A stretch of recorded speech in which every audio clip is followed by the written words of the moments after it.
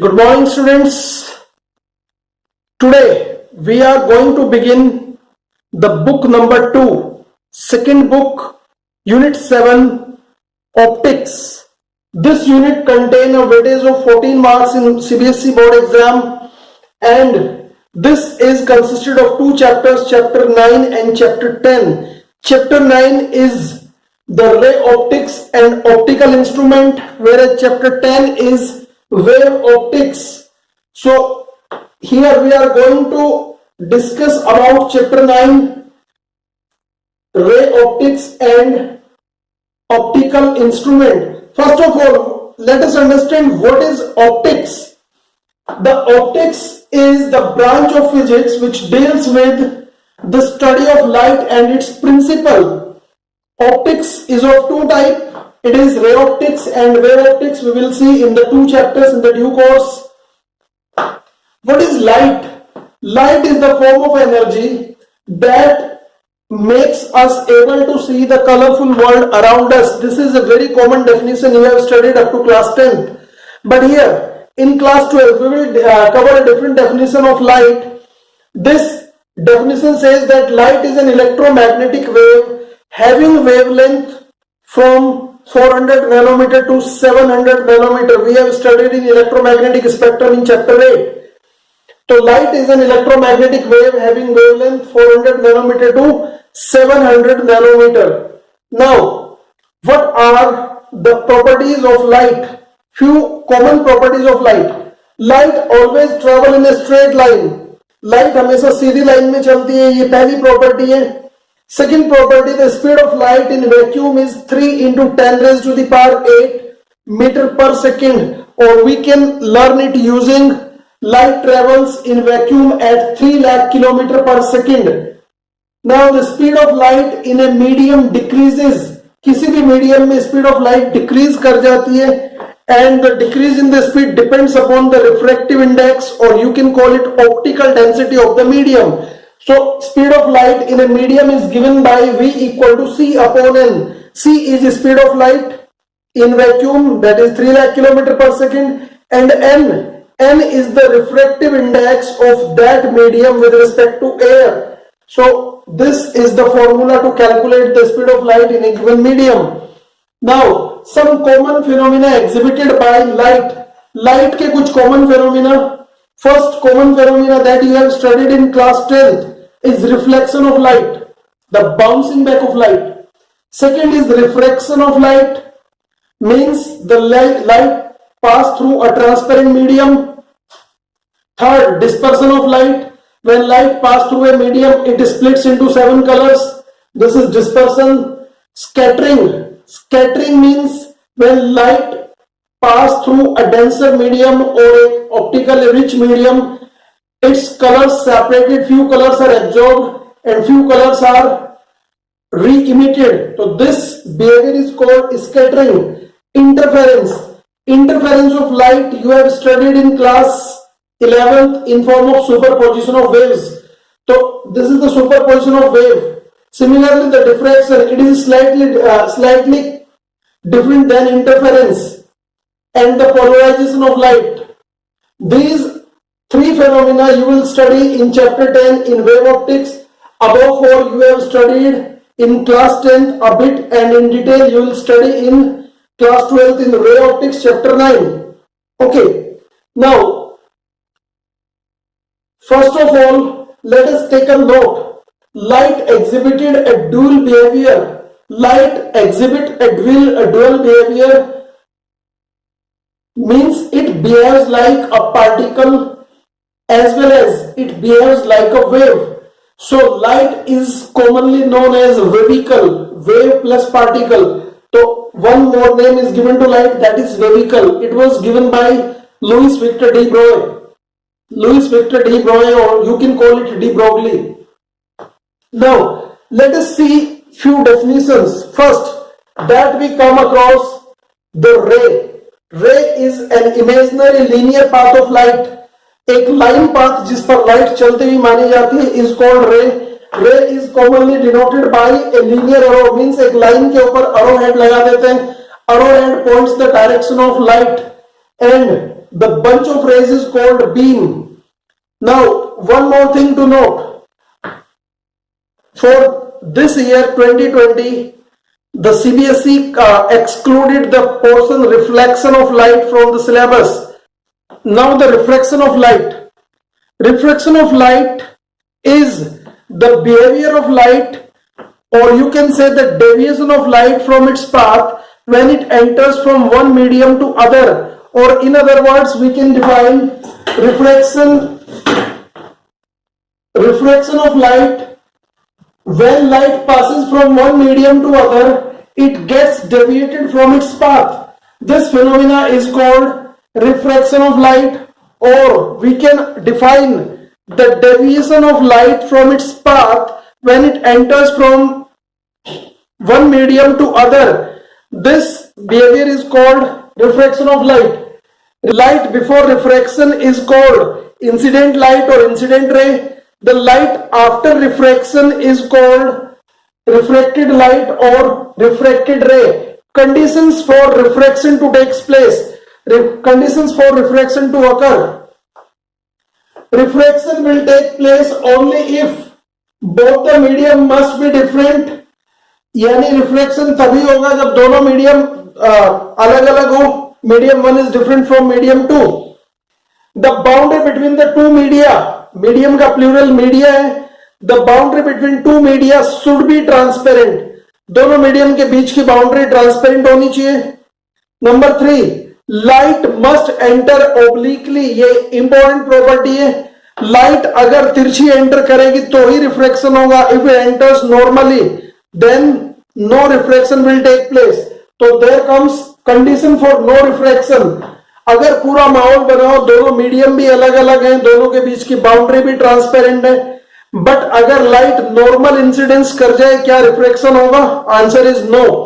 तो condition for no refraction is that light must enter normally, और you can call it at right angle with the surface. जिस surface पर ये enter कर रही है उसके साथ 90 डिग्री के एंगल पर जाए, या हम कहे angle of incidence should be 0, यानी it come along the normal, ये नॉर्मल के अलोंग आए. Now cause of refraction. What is the cause of refraction? Refraction होता क्यों है? The refraction is caused due to the different speed of light in different medium. Light की speed अलग अलग medium में अलग अलग होती है, that's why refraction is caused. इसमें एक इंपॉर्टेंट नोट यहां पर ले लेते हैं. Light travels faster in rare medium and light travels slower in denser medium. Now demonstration of refraction. Refraction को हम कैसे डेमोन्स्ट्रेट करते हैं? Here we will take two different conditions. ये दो कंडीशन मैंने सेपरेट कर ली. पहली कंडीशन है rare to denser. Light rare medium से डेंसर मीडियम में जा रही है. यहां पर मैंने रेड कलर से एक बाउंड्री खींची जिसको मैं कहता हूं interface between the two medium. Rare और डेंसर मीडियम को सेपरेट करने वाली बाउंड्री को मैं इंटरफेस कहता हूं. दोनों फिगर में मैंने ये रेड लाइन से खींचा हुआ है.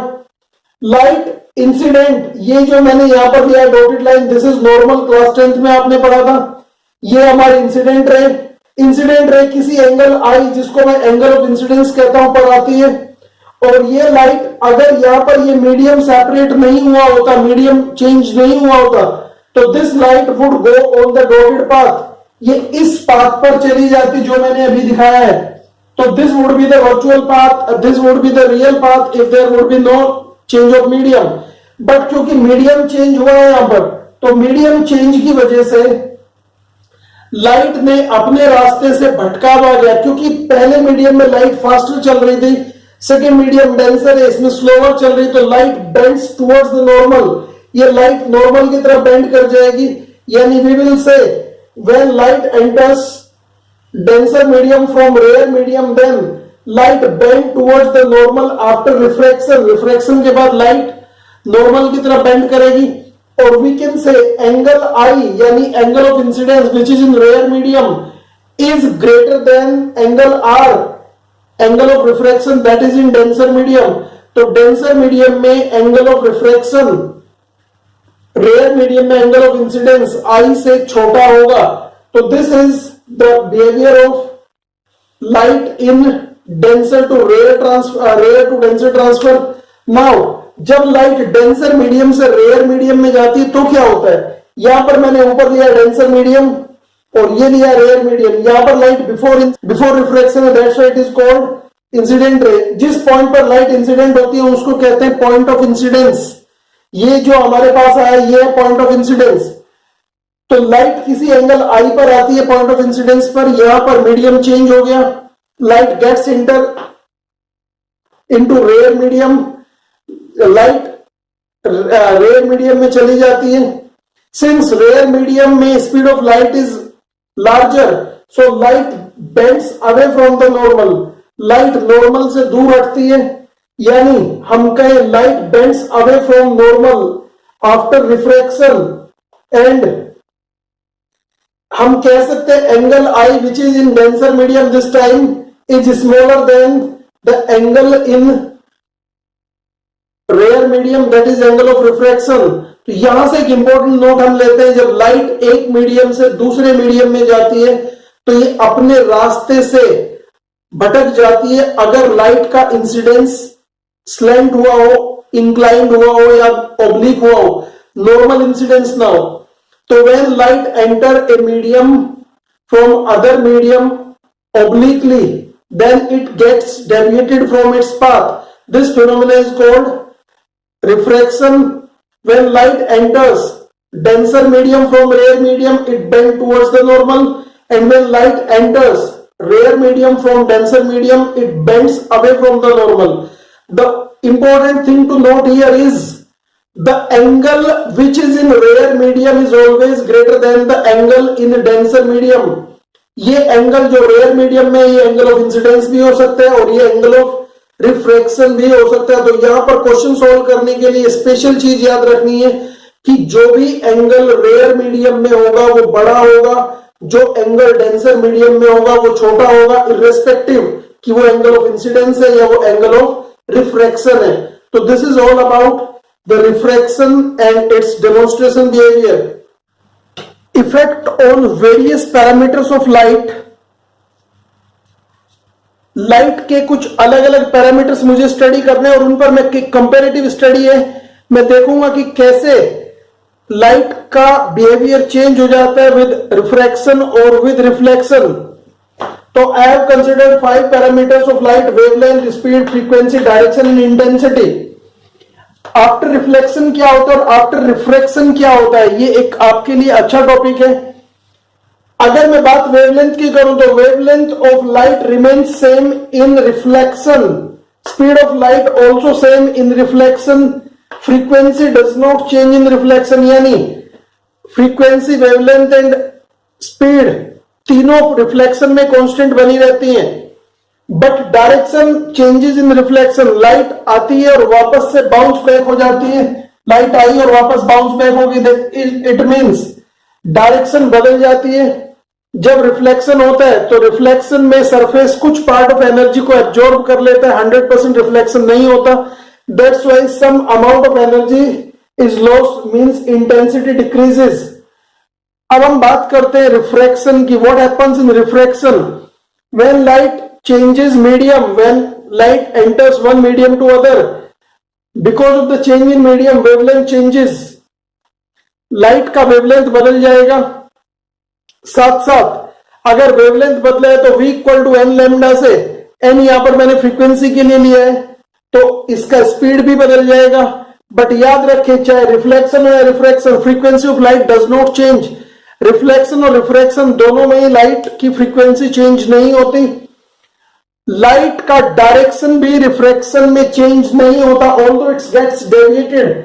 लाइट अपने रास्ते से भटकती जरूर है बट ये डायरेक्शन नहीं बदलती। लाइट ऐसे आ रही थी, बिकॉज ऑफ रिफ्रैक्शन इसने रास्ता या तो ऐसे ले लिया या ऐसे ले लिया, बट ओवरऑल डायरेक्शन चेंज नहीं होती, सिर्फ रास्ता थोड़ा सा भटक जाता है। तो direction is deviated, not changed. Next, what about intensity? Intensity of light decreases again.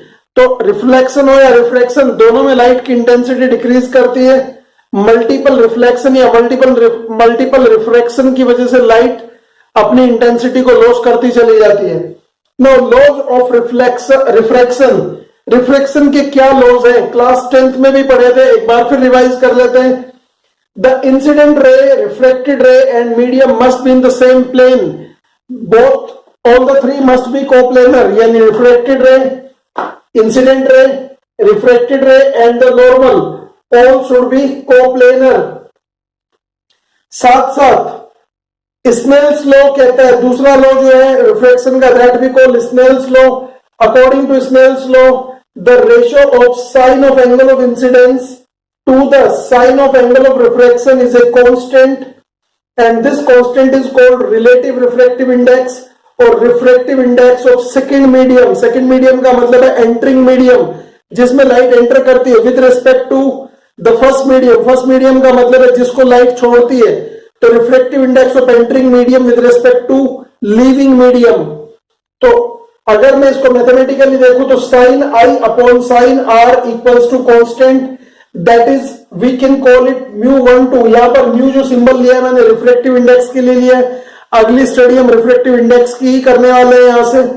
तो μ12 that we call relative reflective index, और मैथमेटिकली हम इसको प्रूव भी करेंगे, μ2 डिवाइडेड बाय μ1।